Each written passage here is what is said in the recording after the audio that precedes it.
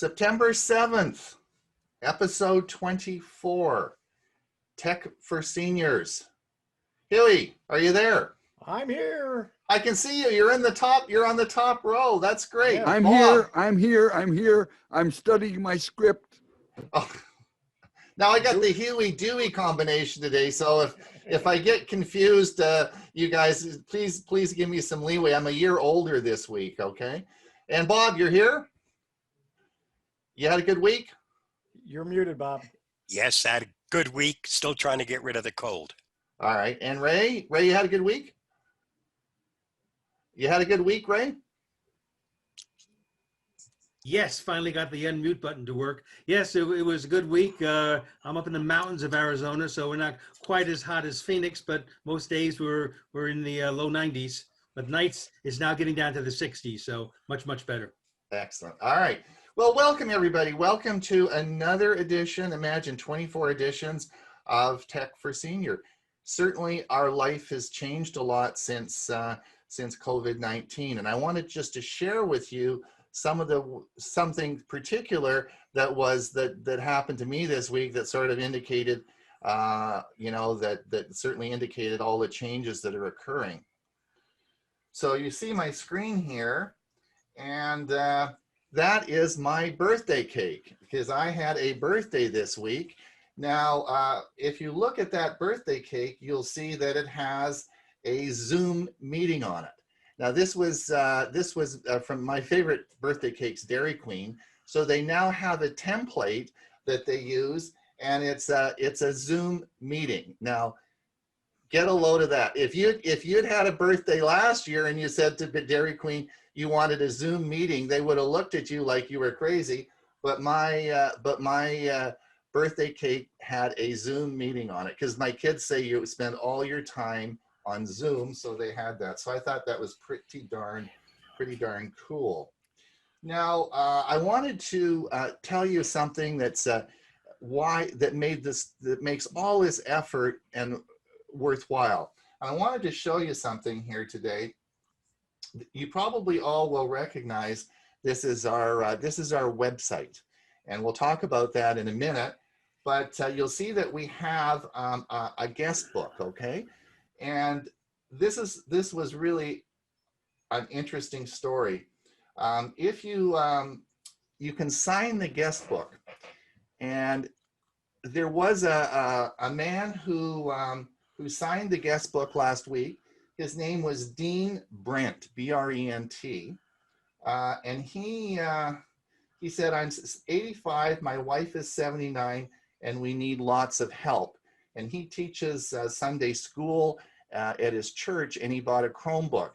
And he gave me, and he left in the notes here, because on the guest book I don't want any personal information, but he left his email address, and I was able to contact him, and he was so thankful, and we signed him up for our Chromebook talk.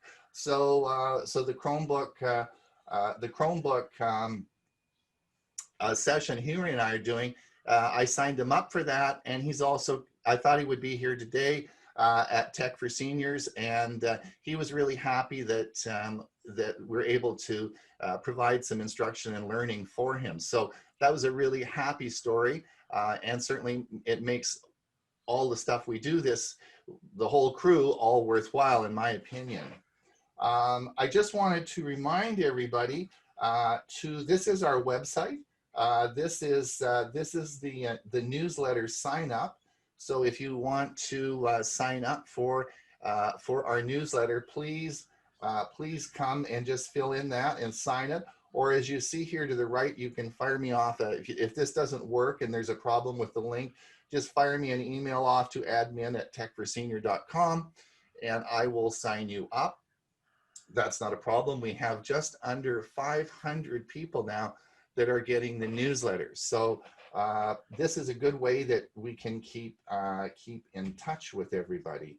So please do that so we can keep in touch. Now, and also, if you please spread the word around. I think it's September 17th is our Chromebook course that Hewie and I are doing. So please, if you click on this link, you'll get signed up to the course. I want to just remind everybody on Wednesday this week, we are going to be having APCUG is having its home automation, and that's with Bill, and he's going to be talking about, and that will be on the home automation.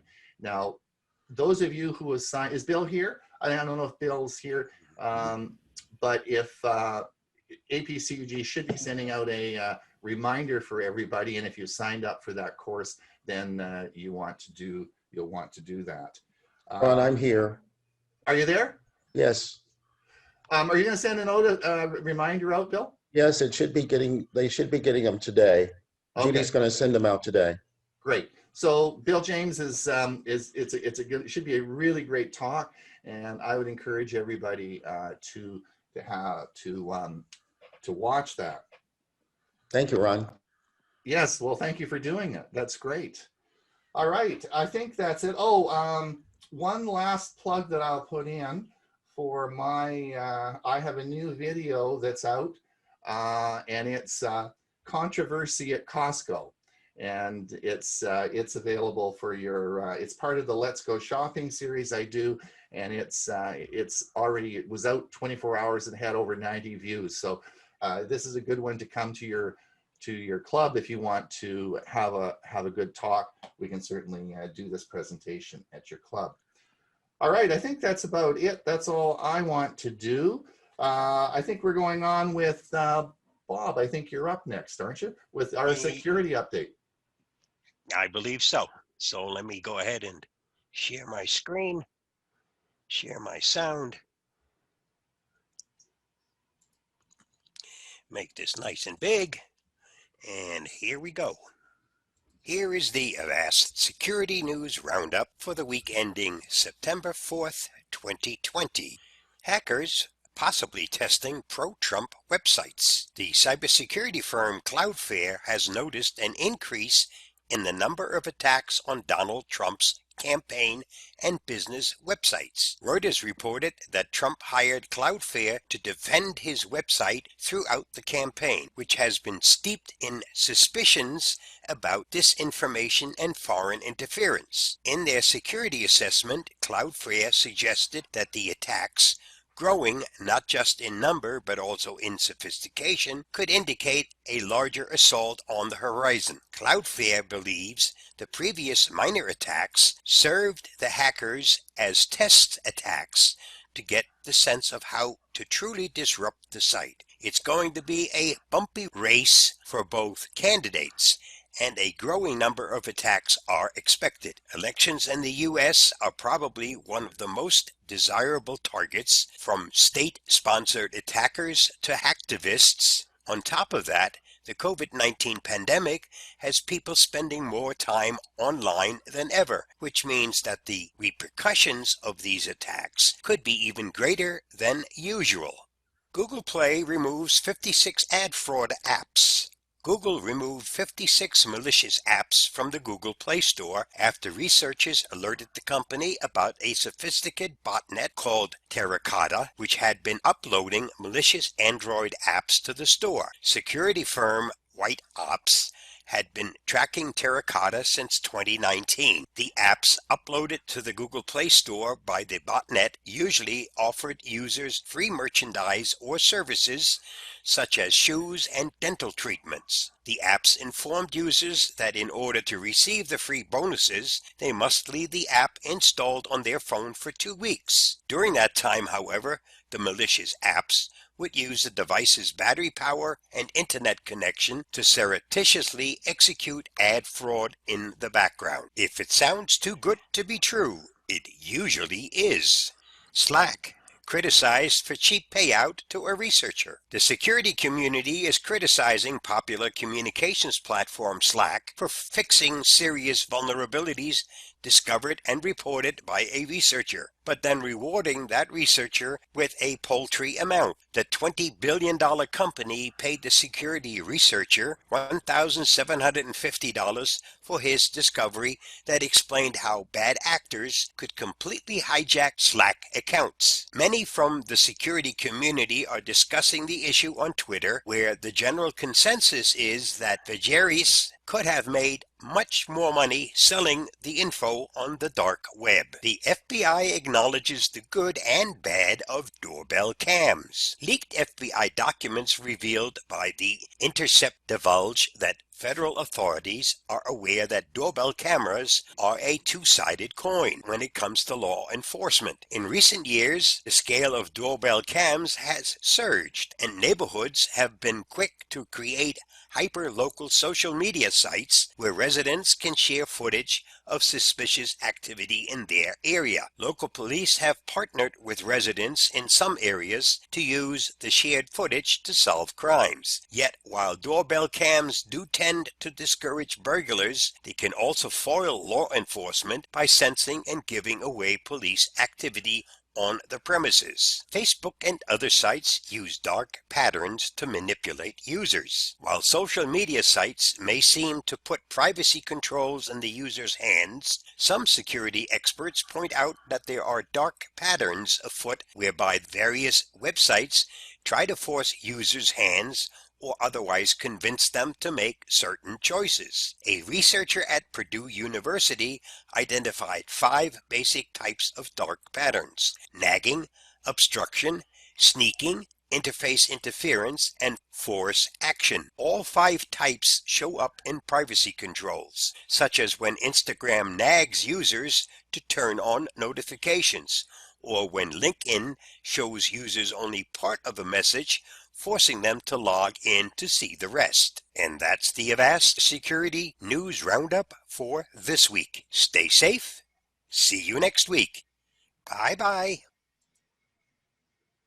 Thanks so much, Bob. That was really great. Thank you. You know, it's amazing. There's not much problem getting security data stuff for each week, is there? There's so many leaks and so many problems. It's really amazing, eh? And COVID has only made it worse for the normal person. So yeah, it's a time to really be careful. It is. Hewie, have you got anything for us? You better unmute yourself. Why? Because we can't hear you. Oh, okay. The Starlink Report. I want to start this week's Starlink report out with a correction. In the last report, I stated that you have to point your Starlink dish to a certain direction, and that is totally untrue. Elon Musk stated, "It looks like a thin, flat, round UFO on a stick. The Starlink terminal has motors to self-adjust optimal angle to view the sky. Instructions are simply plug in socket, point at sky. These instructions work in either order. No training is required." So in other words, all you have to do is have a clear view of the sky. The dish will take care of itself to point in the direction it needs to. Here's some information about the SpaceX Falcon 9 Starlink that went up on this past week on September 3rd. It had 60 SpaceX Starlink V1 satellites on board, and the destination was low Earth orbit. So after the launch of September 3rd, SpaceX has put more than 700 satellites in orbit, more than the 400 needed to provide initial operational capability, according to Musk, and close to the 800 needed to provide significant operational capabilities. Here is the launch vehicle before the satellites were jettisoned. This summer, SpaceX began early beta testing of the constellation with employees using Starlink to test out the download speeds. Kate Tice, Senior Program Reliability Engineer at SpaceX, also said the latency speeds have been low enough to play the fastest online video games, and our download speed is fast enough to stream multiple HD movies at once and still have bandwidth to spare. It sounds impressive, but it's still not quite the gigabit speeds that SpaceX promised in its original filing with the Federal Communication Commission. SpaceX claims that it has just achieved a big breakthrough with its Starlink satellites that could help with data sharing. During the webcast, Tice noted that SpaceX had successfully tested 2 satellites in orbit that had inter-satellite links, or space lasers. This allows the satellites to transfer hundreds of gigabytes of data between the 2 spacecraft. This technology enables Starlink satellites to transfer data directly to each other in orbit instead of beaming it to the ground and back. You can see how many minutes a day Starlink satellites are overhead at any given location. The stars indicate currently very limited areas where Starlink is available 24/7. SpaceX still has a lot of the map to fill in, and this clearly illustrates why beta testing is currently focused on Washington State. And to bring this map up a little bit closer so you can see it, SpaceX is about to open up public beta testing. Interested users can sign up through the company's Starlink website, providing their email and address to see if they qualify for the program. Beta testing would focus first on rural communities in Washington, expanding to the northern United States and southern Canada. Public beta tests should provide better real-world results than these early beta tests, though users will likely have to sign non-disclosure agreements. SpaceX's Starlink mega constellation is already the largest fleet of satellites in the world, but hundreds more will be launched in the coming months as the company works to fulfill its initial network of 1,440 satellites. To that end, company representatives have said that roughly 6 of the flat panel satellites are built each day at its facilities in Washington State, and they estimate that 60 satellite Starlink missions could launch every 2 to 3 weeks. And this has been The Starlink Report. Thanks for joining us. I'm Hewie Poplock. This is Time and Travel. Well, not quite, but we're going to talk about time in a different sense. We're going to talk about it measuring broadband speed, which isn't really time. The FCC Measuring Broadband America program is what we're going to be talking about. The FCC Measuring Broadband America program's mobile measurement effort is a collaborative crowdsourcing initiative to gather anonymous data from the smartphones of thousands of volunteers in order to assess the broadband performance nationwide. The data collected is used to provide consumers and policymakers with a perspective on mobile broadband service performance across the nation. Information is made freely available to all, of course subject to various protections to guard the privacy of participants. What is the FCC speed test?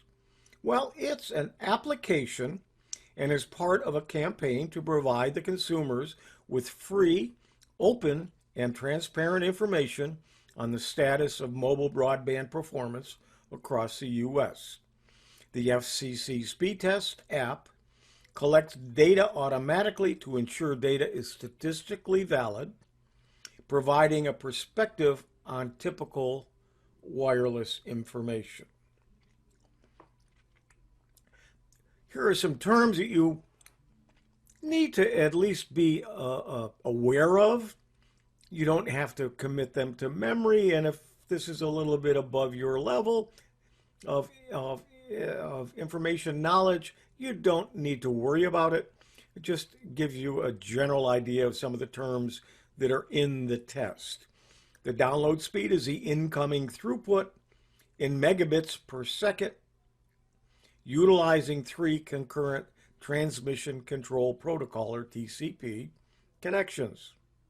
Upload speed, outgoing throughput in megabits per second, utilizing 3 concurrent transmission control protocol, TCP, connections. The UDP latency is the average round-trip time of a series of randomly transmitted user datagram protocol, UDP, packets distributed over a long time frame. The UDP packet loss is the fraction of UDP packets that are lost during a UDP latency test. And then the UDP jitter means the round-trip time, or RTT, of UDP echo requests in microseconds from the app to target test node. Now, if you didn't quite understand that, don't worry about it. Now, if you want to use the FCC tests, you can get them from the Google Play Store, or if you have an iPhone, you can get it from the Apple apps. And you want the FCC speed test. Now, I did it. I've installed it on my iPhone and my Android phone. So I want to just show you what the test looks like. This is on the iPhone Wi-Fi here in my home. The download speed was 150. The upload speed was 152. The latency was 18 milliseconds. There was a jitter of about 1.4 milliseconds, but the packet loss was 95%, quite a bit. Now, when I did it, I turned off the Wi-Fi and I used the data. In other words, the cell tower instead of my local Wi-Fi. And that was through AT&T, and it's their 4G. I had a download speed of 54.6 and an upload speed of 19.1. That means around 50 download and about 20 upload, which is a really good speed for a phone connection. Latency was a little bit high. The jitter was higher than the Wi-Fi, but there was no packet loss. Now, I also did it on my Android phone using just the Wi-Fi, and I had an 81 download and an upload of 118. Then I did it again, and I got a download of 151 and an upload of 147. So there can be a difference, and the difference is, and what you have to realize, that when you connect to somebody else to do one of these tests, you're at the mercy. If they're slower than what you're sending and it comes back, it can't go any faster than their set. So there may be there might have been a problem at the data center this connected to do the test. And you should always remember that. So always do a few tests. And sometimes if you have the ability to, which you do not have with the FCC test, to change the location of where you're sending the information to and receiving it back for tests. Now, if you have a PC or a Mac, you can't use this FCC test program, but there are some other ways that you can test your speed. One of my favorites is I just go to Google and I type in speed test, and it comes back with the little blue box you see on your screen. When I click it, I get a test, and it actually tells me where the server is. And I can test again. Now, you can also you can download a program from Ookla, O-O-K-L-A, or use their online service, which is speedtest.net, and you'll see what I got from that location was I had just under 50, 150, and just upload was just over 150. And they give me the ping, but they don't give me any packets lost information and so on. But I pay for 150 up and 150 down, so I'm getting what I'm supposed to get. So even if the FCC test said it was something different, I run the speed test just to double check. Okay, let's switch gears a little bit and talk about travel. We talked about the time. Now let's talk about travel. I got an email today from Google. Fancy that. And it says, Hewie, your August update from Google Maps timeline. It's something I subscribe to. And this was the top of the email saying, here's my new timeline update. And then I can explore the timeline, but this was a long email, and I'm going to scroll down one screen at a time so you can see it and read it. First of all was my monthly timeline, and it showed my August visits were 7 cities in 28 places, and it pinpoints them on a map. Then it said your August activity, I traveled 131 miles in a total of 7 hours of travel. It figured that out from my phone. And then under highlights, here's the cities I visited. They happen to be within the area because I didn't travel out of my area. Now, these are pictures that they have in their catalog or their database. These are not pictures that I took. And also the highlights of places I visited, they picked out 3, and I'm going to talk about those in just a moment. Scrolling further down my email, it says I had about 6% around the world this year. I've traveled 1,580 miles so far in 2020. A lot of that was before the COVID thing back in January and February. My all-time data, since it's been collecting this information, I visited 43 cities, 494 places, and then it says I can manage my history, I can go to my timeline, or I can go to my activity controls, and I can actually pause my location history if I wish. Now, let's look at what the timeline looks like. You have a timeline by year, month, and day. It can be a period. It can be any one of those. You can pinpoint it to a certain day, a month, or a full year, and it'll show you all the places you went to that year. And you can see in this year, in all of the time, and I think mine goes back to 2017, so it's about 3 years of data here.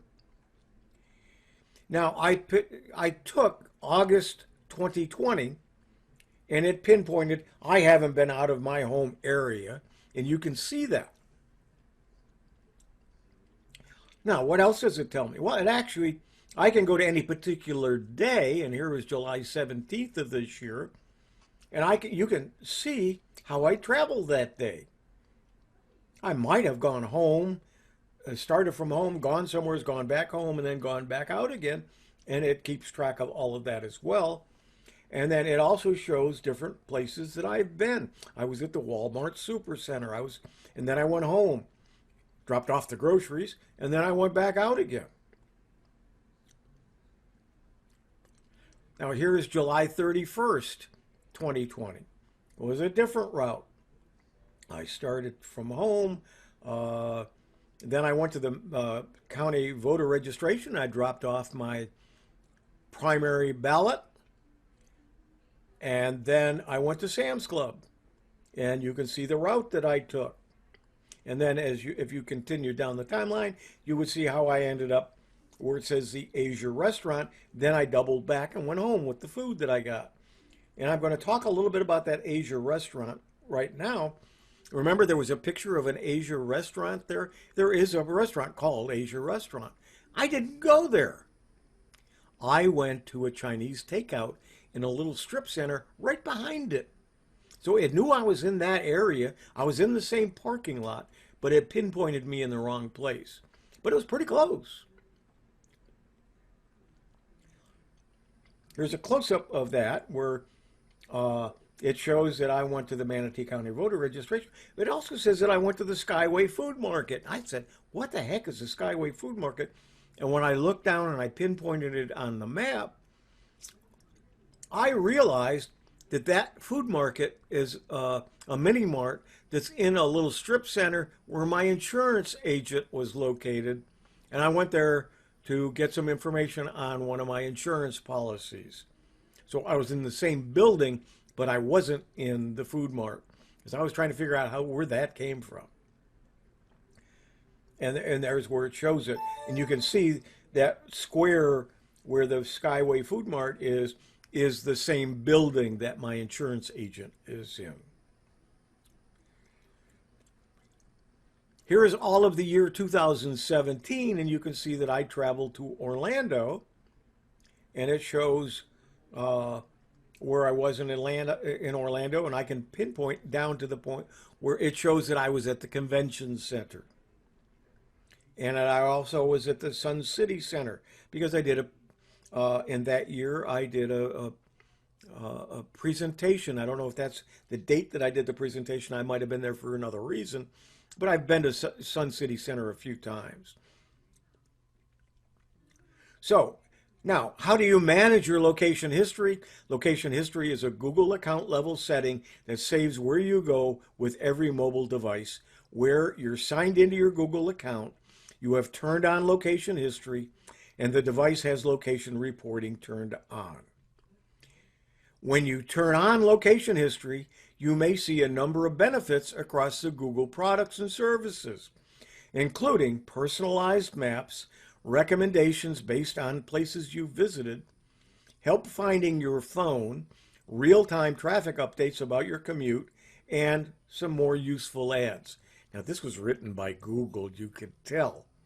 Because one of the bad things about it is it shows every place you go. You may not want anybody else to ever see that. But you can manage, again, your location history.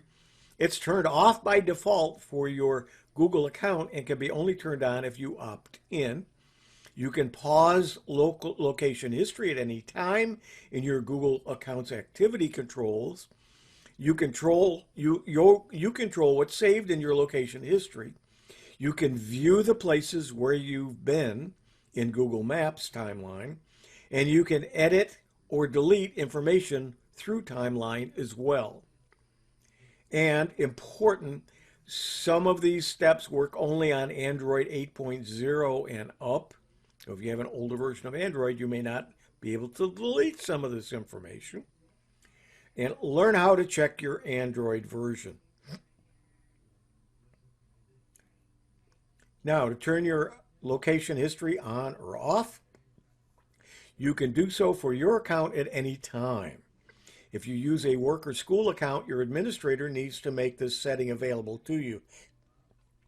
If they do, you'll be able to use location history as any other user. You go to the location history section in your Google account. You choose whether your account or your device can report location history to Google. Your account and all devices at the top turn on location history on. You can turn it on or you can turn it off.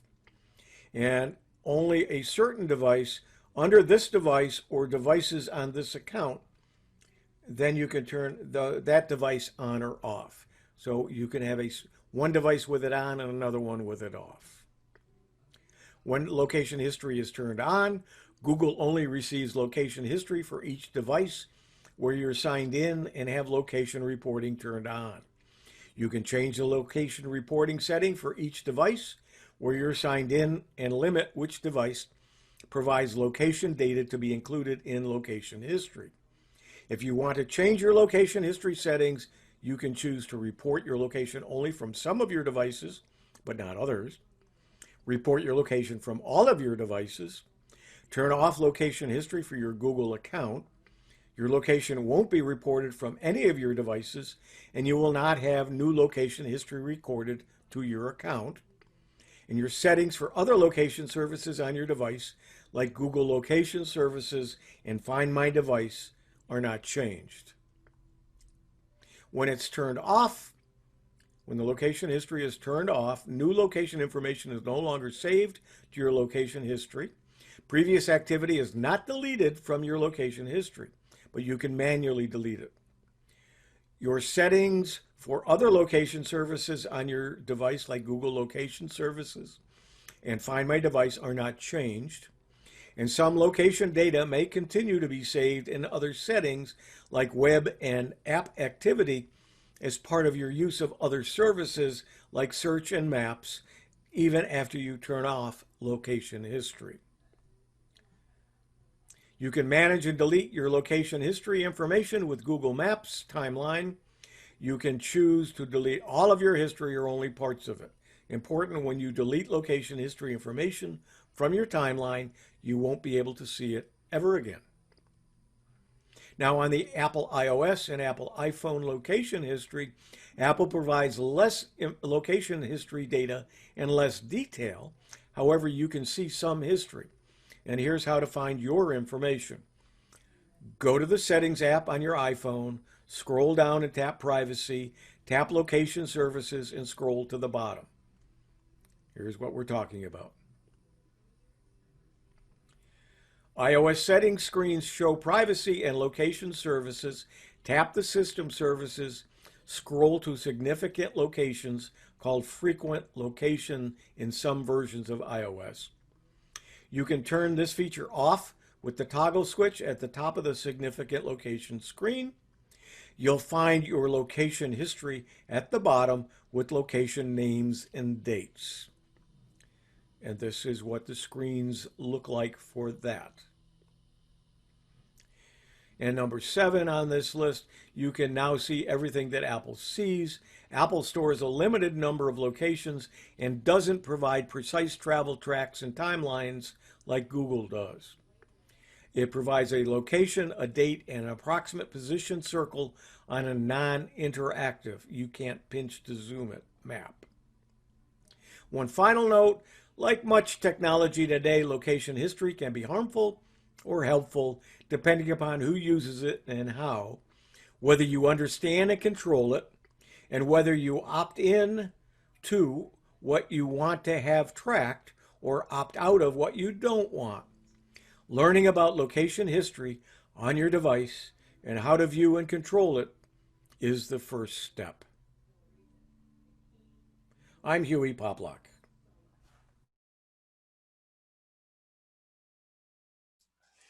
Ron, Kind of scary, You but need to also unmute yourself. interesting. Ron, Ron, you're muted too. you need to unmute yourself. I know, I keep forgetting. Senior's moment. Ron, Yes, I'd like to share one screen before we go on to another segment. sure.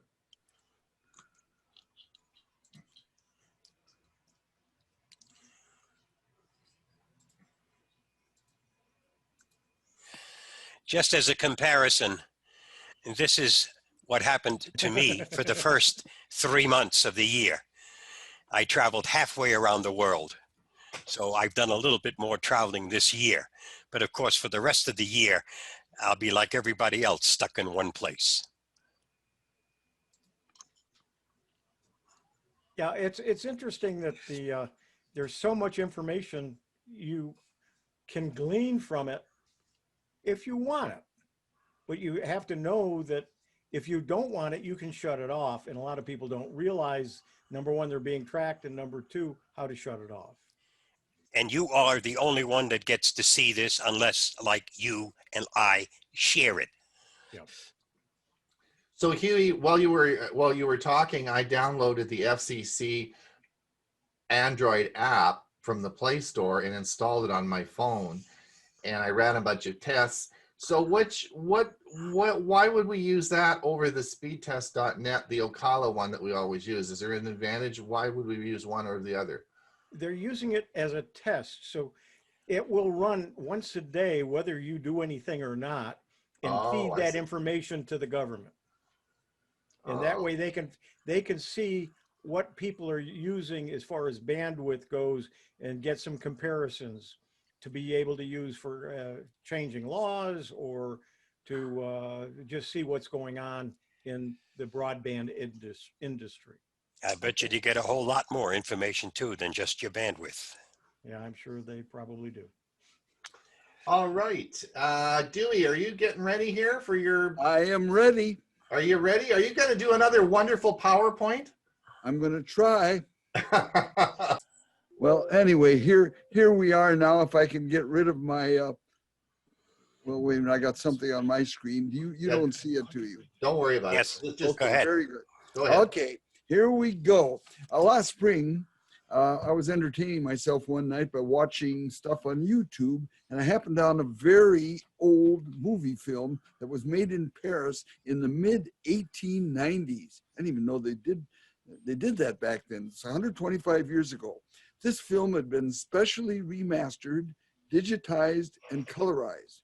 Now, I can't show you the whole film, but here are some snapshots I took when viewing it on my TV.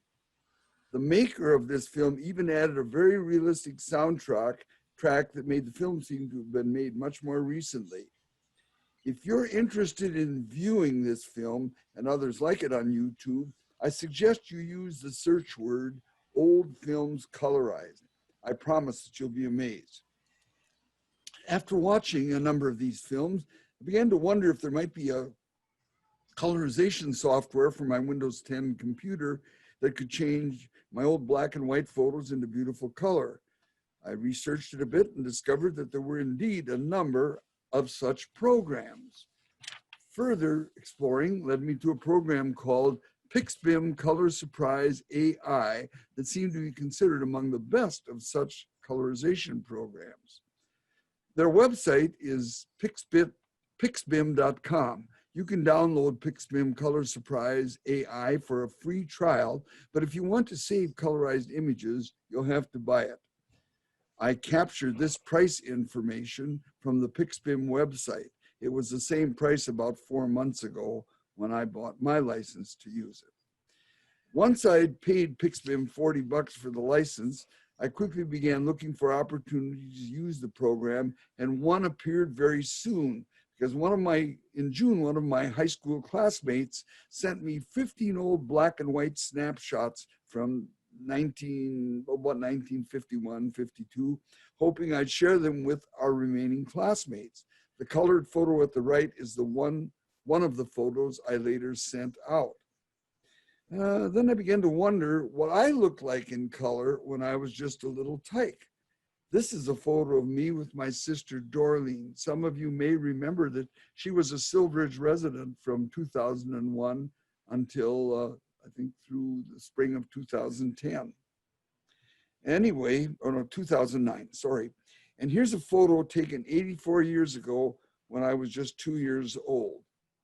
I was just amazed to see the color come out and what I was wearing, and really, it was pretty neat. In July, my wife Joanne asked me to make a copy of one of our wedding pictures for our then upcoming 60th wedding anniversary. I scanned it and of course colorized it for her. Needless to say, we were both surprised and amazed. On Saturday, Joanne showed me a photo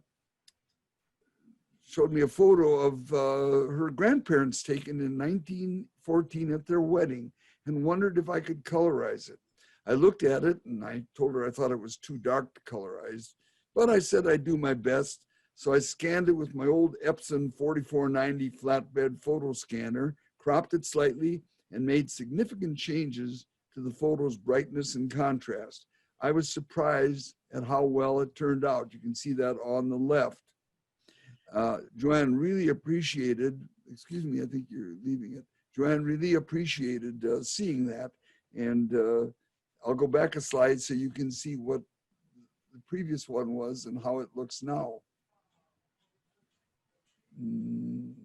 Something. Okay, well, anyway, I thought you might like to see a demonstration of how this Pixbim Color Surprise AI works. So I'll boot up the program and demonstrate it now. Now this is, at first, when you load an image, it immediately shares a preview. You don't usually get to see the whole picture, you get to see part of it. So what you have to do is go down to the right-hand corner and start the process and save the image. Now, I might mention before I do that, there is a slide here for color factor from one side to the other, but I've experimented with it, and it seems like on the low setting, it does the best most of the time. So I'm going to just leave it there. I'll click right now.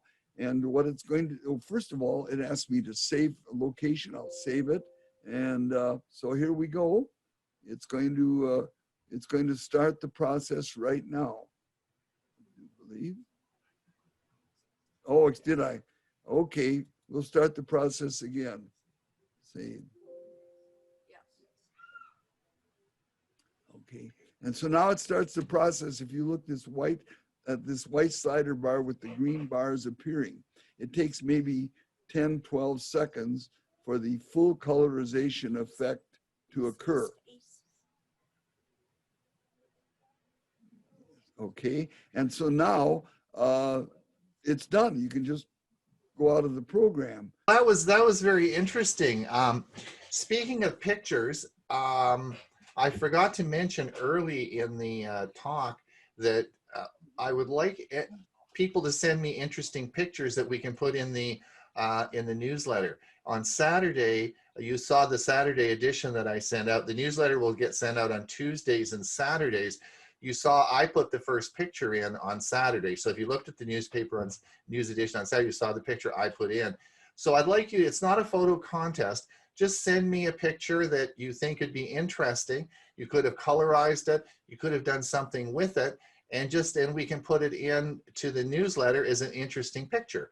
And I know Dewey's got lots of those, and I'm sure that Hewie does as well, and Bob. So send me just some interesting pictures, and we want to put that as in our newsletter, and we'll publish that for you.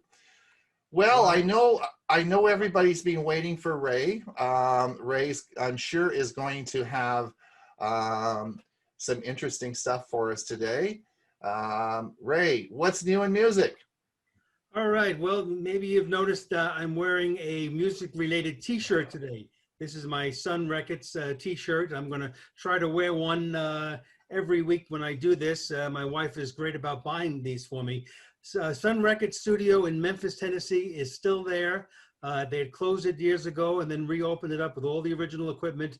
If you're going to be in Memphis, maybe to visit Graceland, taking the detour and visiting Sun Studios is well worth the effort. Today I'm going to talk about what's called playing for change. This is a concept that was started back in 2002, and it was a movement to create and basically inspire and connect the world through music. The idea came from the common belief that music has the power to break down boundaries and overcome distances between people. So in early 2005, the co-founder, Mark Johnson, was walking in Santa Monica, California, and he heard a street singer named Roger Ridley singing the song "Stand By Me." Roger had so much soul and conviction in his voice, he was approached to perform the song "Stand By Me" as a song around the world. Only 6 short months after the recording you're about to see, Roger Ridley died at the age of 57. There's no way he could have known the impact his voice would have. So ever since that day, the Playing for Change crew has traveled around the world, recording and filming musicians. Today, Playing for Change is a 501c3 nonprofit organization dedicated to building music and art and schools for children around the world and creating hope and inspiration for the future of our planet. I absolutely love the Playing for Change declaration. No matter who you are or where you come from, we are all united through music. So if you have the desire to sing along, and some of you may, please mute yourself first.